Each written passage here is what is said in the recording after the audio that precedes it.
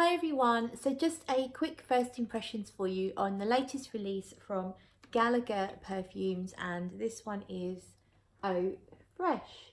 So this was sent to Dan for, I believe, for review. So Dan has left it with me because I wanted to mention it on my channel. So I thought I'd show you the full presentation here.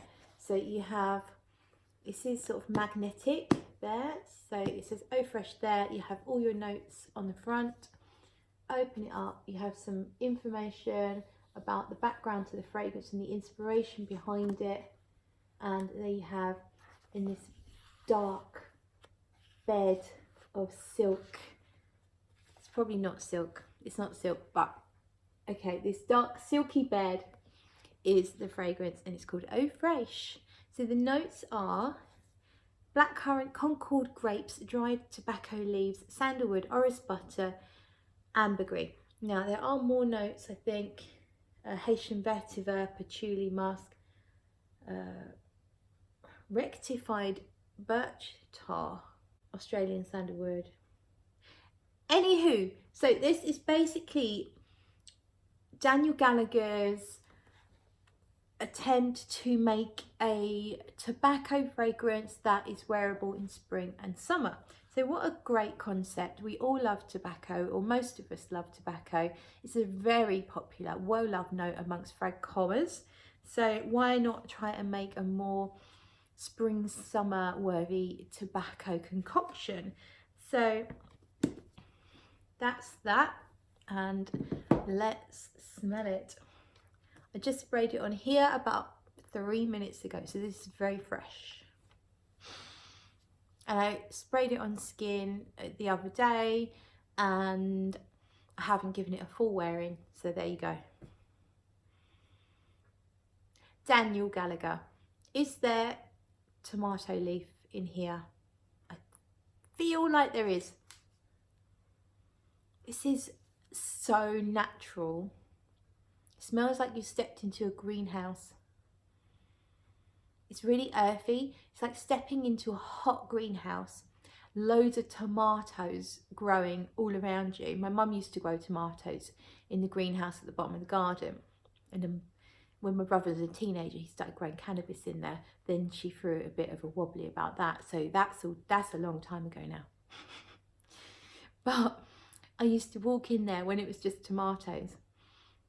And the smell, this is totally taking me there. And I mean, what a fun time. Smoking my brother's homegrown. No, that never happened. I don't think he ever got to fruition with that at all. Totally smells like a hot greenhouse, loads of tomatoes, completely overtaking the greenhouse. The earth, moist because it's regularly watered. So you've got the moist earth and the tomato leaves. I mean, that's how it smells. I mean, that is how it smells right now. I mean, there's sandalwood in here, there's orris butter, there's ambergris. It totally does develop on your skin. What I'm going to do is I'm going to press pause. I'm going to find some skin. Let's spray this on some skin. So we've got blackcurrant in here. And I think I can smell that, I think. But I really want to spray it on skin because I do feel like you don't do things justice. This is clean, so let's go here. You don't do anything any justice just on paper. So yeah, 3 good sprays just here. Let's see. Here comes the cat. Move this scarf out the way. It's sweeter. It's coming off sweeter on my skin than it was on paper. Not so blatantly tomato, although it does smell like tomato leaf to me, and tomatoes. It does smell a bit sweeter. So I'm going to give it 5 minutes or 10 and then come back. Okay, I'm back. I've actually left it well over an hour. I watched a real life crime documentary which was an hour long on a child murderer, so it's put me in a really nice happy mood. Obviously I'm joking. And I thought I'd come back now and share with you my thoughts on the development for their first hour of the fragrance. So I am totally getting now much more sweetness, and I feel like I'm getting the blackcurrant. So that tomato leaf thing has really dissipated. It's definitely much less intense, and I feel like there's some vetiver coming through. I can feel a dry, woodsy vetiver, kind of like what you get in Terre d'Hermès. So it's that kind of vetiver. It's starting to feel a bit more masculine, a little bit more like a more mass appealing fragrance. That's not to say it smells like a designer men's fragrance, and I don't mean that detrimentally. What I mean is it's a little bit challenging in the opening, in that it does smell like tomato leaf with a little bit of earthiness, and now it's starting to smell much more like something that most men would be very comfortable to wear. I don't think it's my kind of thing. It's probably not sweet enough or feminine enough or floral enough for it to be up my street, and I do mostly wear things that have a lot of vanilla or florals or on the either gourmand or oriental territory, with the occasional chypre catching my heart. But this one is a much more of a earthy, natural, sort of vegetal kind of fragrance. I think I would enjoy smelling this on a man. It's not too weird now. It's not too challenging. It was a bit weird in the start, only because of that very strong tomato leaf that I'm getting, that is not listed, and it's purely, you know, it's just me, it's my interpretation. Very green tomato leaf, damp kind of smell. But now I feel like the blackcurrant is there, but it's not mega strong.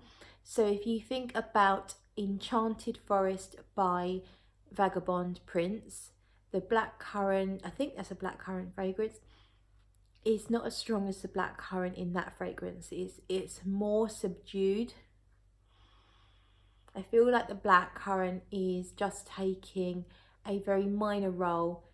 The vetiver and the greenery and the earthiness are definitely the major players here. When it comes to the tobacco note, it feels like tobacco leaves, fresh, still growing tobacco leaves. It does not smell like cigarettes. It does not smell like a unsmoked box or pouch of tobacco. It smells to me like freshly growing tobacco leaves. I don't get any blatant citrusiness or anything that screams summer to me. It's more of a year-round fragrance. I know that it was an attempt by the perfumer to make a spring-summer tobacco fragrance. It completely feels like something you could wear in any season. I think that even in the deepest, darkest, wintry days, this has got a good strength, and it's really gonna be picked up and noticed. And it might just be a little bit too much on a hot, sunny day. I would compare it to Cedrat Boissé by Mancera in that it has that similar feel. Green, a bit fresh, but more intense, very intense fragrance. The freshness here comes really from the greenery and possibly from that blackcurrant note. Now there are Concord grapes in here. I'm not sure what Concord grapes are.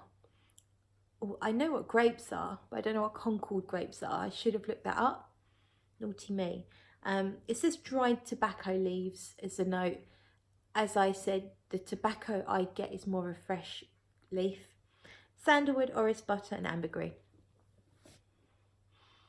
I'm very pleased to say that I don't detect an obvious ambroxan note, because that note is starting to piss me off. It really is actually getting on my tits, because I tell you for why. I just tried a sample of Grand Soir from Maison Francis Curtis, which a really kind friend sent me along with a little decant that I'd bought from her.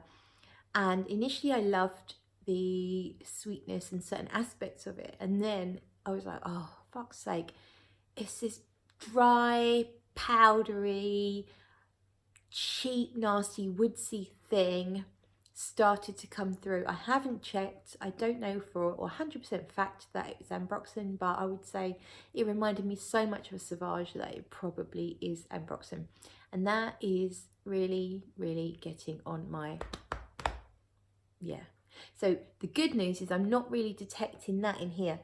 And sometimes you read a note ambergris and it can mean ambroxan. If ambroxan is in here, and it could be in a small dose, luckily it's not hitting me in the face. So I do smell like a dry woodsy, slightly mineral thing, which potentially could be a small dose of ambroxan, but it's not annoying. It's not an annoying level. It's not overtaking everything. I think either ambroxan is just a super strong, crazy material that takes over every fucking thing that it touches, or I'm hypersensitive to it. I'm not sure, but it is annoying. It's an annoying ingredient. People, please stop using it. Hopefully Jeremy's not watching this and we're not even going to talk about Office for Men. The good news here is if there is ambroxan in there, and I wouldn't be surprised if there's a hint of it, it is definitely kept in check. And the other ingredients are allowed to shine. So I'm going to leave it there. I think if you're looking for something that's masculine, has some very natural ingredients, or it certainly feels like it has some really nice natural ingredients. It's fresh, it's slightly green, it's earthy, it's mineral, it's ever so slightly fruity from the blackcurrant. I think you're gonna like this. I think that it's not too challenging. This could be beginner niche for someone who's just taking their first steps. For someone who's looking for a masculine beginner niche, I think this could be a good choice. It feels like it's got a lot of strength to it. Not to say that it's beasting off my arm, but it's certainly still very, very noticeable well over an hour after I've put it on. And I can't comment on the itchy face. I can't comment, of course, on the projection and longevity because I've not given it a full wearing. I probably won't because life's too short, and as much as I appreciate it, for me this is a masculine fragrance, or certainly someone who prefers their fragrances to lean that little bit more masculine, green and earthy. This is not my thing, but I think that it is a quality product. And look at the box. I've shown you already, I'll show you again. I really like the bottles.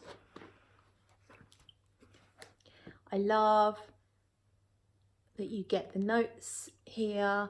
I like that you get a shamrock and it's a magnetic cap.